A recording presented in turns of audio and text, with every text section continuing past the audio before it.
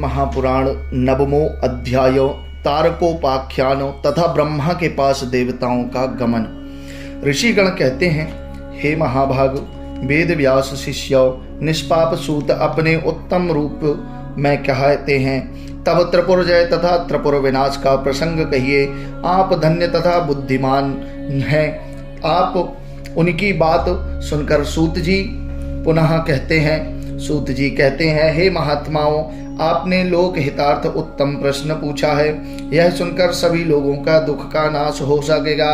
यह महामाई एवं मायावी लोगों को भी मोहान्वित करने वाला तथा तारकासुर का पुत्र समस्त देवगण को पराजित करने के उद्देश्य से गुरु की आज्ञा मानकर मधुवर वन में गया।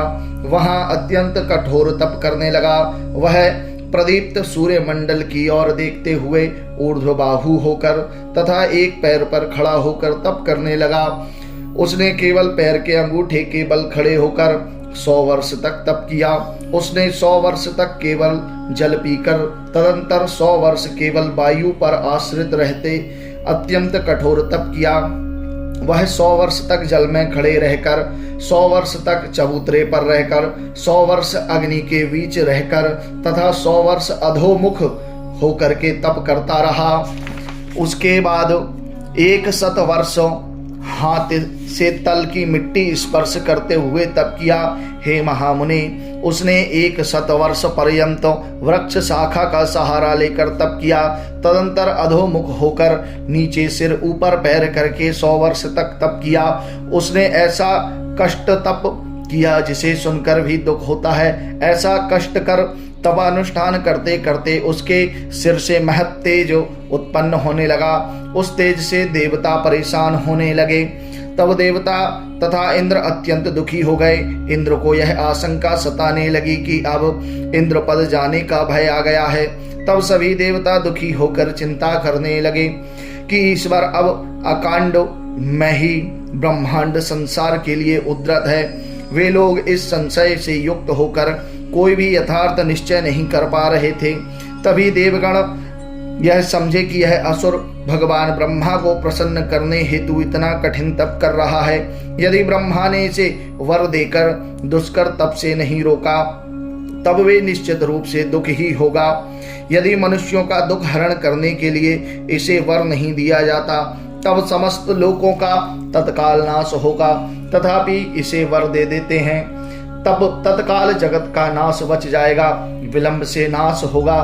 तभी इस बात में कोई संशय नहीं है कि इसे वर देना ही उचित है। यह मति दृढ़ करके सभी देवगण ब्रह्मा के पास गए। उन्होंने ब्रह्मा को प्रणाम किया तथा वहीं स्थित होकर समस्त प्रसंग ब्रह्मा से कहा। इसी कारण इसे वर देना ही उचित है। देव कार्य साधक ब्रह्मा ने निश्चय किया तथा हंस पर बैठकर जाकर तारक को वर देने हेतु उस स्थान पर गए। उस स्थान पर तारकासुर दारुण तप कर रहा था। वहां जाकर ब्रह्मा ने तारक से कहा, इच्छित वर मांगो, मैं तुम्हारे घोर तप से प्रसन्न हो गया हूँ। तुम्हारे लिए मेरे पास अदेय कुछ भी नहीं है। तारकासुर ने यह सुनकर ब्रह्मा को प्रणाम किया, तदंतर वर मांगा। दैत्य कहता है, जब आप प्रसन्न होकर वर देने आए हैं तब मेरे लिए आप प्राप्य क्या रह गया है। हे पितामह देवेशो, यदि आप प्रसन्न होकर मुझे वर देने आए हैं तब हे पितामह सुनिए, मुझे 2 वर चाहिए। कोई भी आप द्वारा निर्मित प्राणी मेरे समान बलशाली ना हो तथा जब शिववीर्य से उत्पन्न पुत्र देव सेनापति बने तथा मुझ पर अस्त्र छोड़े तभी मेरा मरण हो। दैत्य के यह कहने पर देवगण द्वारा प्रेषित लोक पितामह ब्रह्मा ने तारकासुर को वैसा वर प्रदान किया तथा अपने भवन वापस आ गए। तभी जगत से वह दाह शांत हो गया। हे महामुनि, वह दैत्य भी ऐसा शुभ वर पाकर अपनी कठोर तपस्या से निवृत्त हो गया और अपनी शोणितपुरी में वापस चला गया। तब वहां चारों दिशाओं से दैत्य उनसे आकर मिलने लगे तथा उन्होंने कहा, हे तारकासुर, आप त्रैलोक्य में हम दैत्यगण के राजा हो जाएं। पूर्व काल में इस प्रकार से दैत्यों द्वारा अभिषिक्त होकर तारकासुर दैत्याधीश हो गया तथा पृथ्वी पर आधिपत्य स्थापित कर लिया। वह दुरात्मा तारकासुर ब्राह्मण, क्षत्रिय, वैश्य तथा अन्य द्विजगण को पीड़ित करता था। देवता तथा जो उसके संप्रदाय के नहीं थे ऐसे सभी अन्य दानव, यक्ष, किंपुरुषों को तारक द्वारा उत्पीड़न किया जाता था। यह तारकासुर उनके सभी रत्नों का हरण करता तथा इंद्रादि दिक्पालों ने अपनी सभी उत्तम वस्तु उसे प्रदान कर दिया। जैसे इंद्र ने अपना उच्च श्रवा अश्व तथा धर्म ने अपना रत्नमय दंड उसे दे दिया। कुबेर ने उसे गधा एवं नद निधि प्रदान किया। वरुण ने विशुद्ध अश्व तथा ऋषिगण ने उसे कामधेनु दे दिया। वह जहाँ भी जो भी शुभ वस्तु देखता उसे छीन लेता। हे मुनीश्वर, समुद्र ने भी उसे सभी रत्न प्रदान कर दिए। उसके राज्य में सूर्य उतना ही तेज प्रदान करते थे जिससे लोगों को दुख ना हो।